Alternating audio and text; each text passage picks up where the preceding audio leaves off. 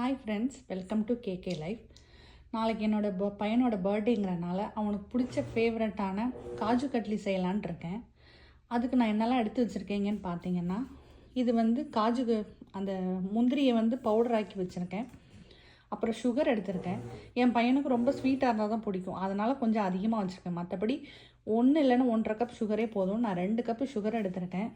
ஏலக்காய் பவுடர், நெய். இப்போ நம்ம ஸ்டார்ட் பண்ணலாமா? ஃபஸ்ட்டு நான் சுகர் ஆட் பண்ணிடுறேங்க. அப்புறம் கொஞ்சமாக தண்ணி சேர்த்துருக்கேன், ஒரு 1/2 கப். அப்புறம் இதில் கொஞ்சம் ஏலக்காய் பவுடரையும் நான் சேர்த்துக்கிட்டேன். ஸ்டவ்வை லோ ஃப்ளேமில் வச்சுட்டு இப்போ காஜு பவுடரை நான் அதில் சேர்க்குறேன்.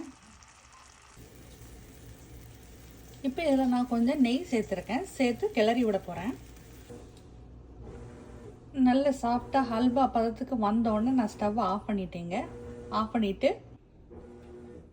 ஒரு பேக்கிங் ஷீட்டில் நல்ல நெய் தடவி அந்த பாதாம் இருக்கு இல்லையா, அந்த இதை நான் அந்த ஷீட்டில் போட்டிருக்கேன்.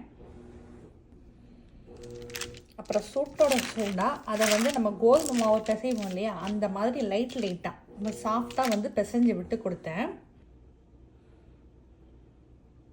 சாஃப்டாக பிடிச்சி விட்டு இந்த மாதிரி உருண்டையாக பண்ணிக்கிட்டேங்க. அடுத்தது பேக்கிங் ஷீட்டை மேலே போட்டு நம்ம அதை பூரி தேய்க்கிற மாதிரி மெதுவாக தேய்க்கலாம். மேலே ஒரு பேக்கிங் ஷீட் போட்டு இந்த மாதிரி நல்ல ஃப்ளாட்டாக நான் தேய்ச்சி வச்சுருக்கேங்க.